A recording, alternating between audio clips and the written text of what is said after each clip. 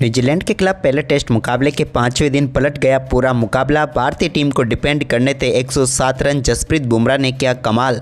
नमस्कार दोस्तों, स्वागत है आपका एक बार फिर हमारे चैनल धाकड़ क्रिकेट में। दोस्तों, भारत और न्यूजीलैंड के बीच खेले जा रहे पहले टेस्ट मुकाबले के 5वें दिन भारतीय गेंदबाजों की शानदार गेंदबाजी देखने को मिली। तो दोस्तों, हम आपको 5वें दिन के खेल का पूरा हाईलाइट इस वीडियो में बताएंगे, लेकिन दोस्तों उससे पहले आप भी भारतीय टीम के गेंदबाजों की शानदार गेंदबाजी और इस मुकाबले में बेहतरीन फाइटिंग को देखकर खुश हैं तो इस वीडियो को एक लाइक जरूर कर दें। और साथ ही दोस्तों, आप भी चैनल पर नए हैं और अभी तक चैनल को सब्सक्राइब नहीं किया तो चैनल को सब्सक्राइब करके बेल आइकन जरूर दबा लें।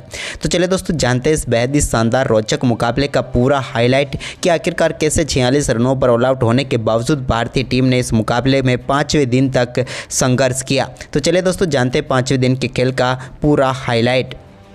तो दोस्तों, आज का मुकाबला जीतने के लिए भारतीय टीम को चाहिए थे 10 विकेट, तो न्यूजीलैंड की टीम को चाहिए थे 107 रन। न्यूजीलैंड की टीम की तरफ से आज लेथम के साथ पारी की शुरुआत करने उतरे डेवन कॉनवे। तो दोस्तों, दोनों बल्लेबाजों ने यहां पर संघर्ष करना शुरू किया, लेकिन भारतीय टीम की तरफ से जसप्रीत बुमराह ने आज के दिन की दूसरी ही गेंद पर टीम इंडिया को पहली सफलता दिला दी और टॉम लेथम को LBW आउट करके पेविलियन भेज दिया और न्यूजीलैंड की टीम ने अपना पहला विकेट 0 रन पर ही गंवा दिया। यानी कि टॉम लेथम अपना खाता भी नहीं खोल पाए और 6 गेंदों का सामना करने के बाद 0 पर ही चलते बने। लेकिन इसके बाद भारतीय गेंदबाजों की सजी हुई गेंदबाजी जारी रही। इसके बाद पहला चौका न्यूजीलैंड की तरफ से 8वें ओवर की आखिरी गेंद पर देखने को मिला, जब विल यंग ने एक लॉन्ग लेग की तरफ चौका जड़ दिया। इसके बाद दोस्तों, यहां पर 9वें ओवर की दूसरी गेंद पर भी जसप्रीत बुमराह की एक और गेंद को डेवन कॉनवे ने एक्स्ट्रा कवर की तरफ शानदार तरीके से चौके के लिए बाउंड्री लाइन के पार भेजा।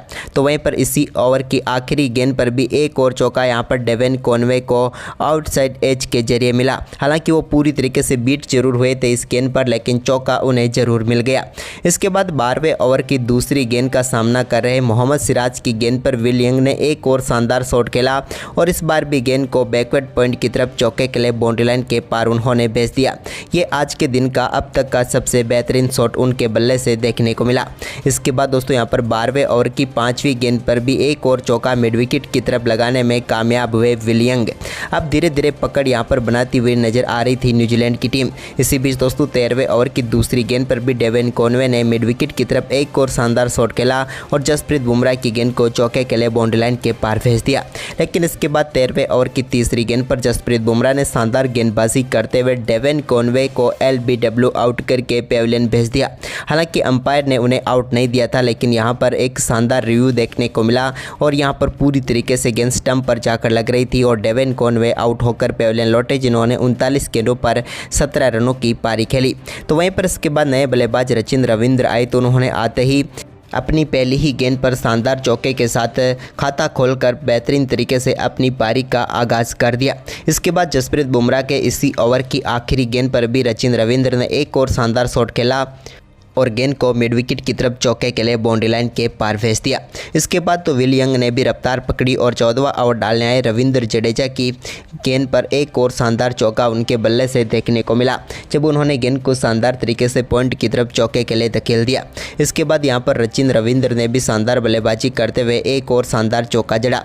लेकिन इसी बीच 19वें ओवर की आखिरी गेंद पर कुलदीप यादव की गेंद को सीधे स्टैंड में डिपॉजिट करने में कामयाब हुए विल यंग और शानदार छक्का उनके बल्ले से देखने को मिला। इसके बाद तो कुलदीप यादव जब अपना 21वां ओवर डालने आए, तो इस ओवर की दूसरी गेंद पर रचिन रविंद्र के बल्ले से एक और शानदार चौका एक्स्ट्रा कवर की तरफ देखने को मिला। यह भी उनके बल्ले से निकला हुआ एक और शानदार चौका था। इसके बाद दोस्तों, यहां पर 21वें ओवर की चौथी गेंद पर भी उन्होंने एक और शानदार शॉट खेला और इस बार गेंद को मिड विकेट की तरफ चौके के लिए बाउंड्री लाइन के पार भेजने में वो कामयाब हुए। जबकि दोस्तों, ओवर की आखिरी गेंद पर भी उन्होंने 3 रन लेकर इस ओवर को भी खासा महंगा ओवर बना दिया। इसके बाद यहाँ पर विल यंग ने शानदार बल्लेबाजी करते हुए एक रिवर्स स्वीप शॉट यहां पर खेला रविचंद्रन अश्विन की गेंद पर और इस चौके के साथ ही न्यूजीलैंड की टीम 100 रनों के पार पहुंच गई। लेकिन इस मुकाबले को समाप्त किया यहां पर विल यंग के बल्ले से निकले एक और शानदार चौके के साथ ही उन्होंने रविंद्र जडेजा की एक और गेंद पर शानदार चौका जड़ा और इसी के साथ इस मुकाबले का अंत हुआ।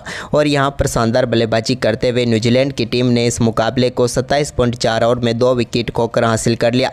यानी कि न्यूजीलैंड की टीम ने 8 विकेट से जीत दर्ज कर ली। लेकिन 36 साल के बाद न्यूजीलैंड को भारतीय सरजमी पर जीत का ये स्वाद चखने का मौका मिला। लेकिन दोस्तों, आपको क्या लगता है भारतीय टीम की हार का सबसे बड़ा कारण क्या रहा, बल्लेबाज या गेंदबाज? आप हमें कमेंट करके ज़रूर बताएं और इस वीडियो को ज़्यादा से ज़्यादा शेयर करें। धन्यवाद।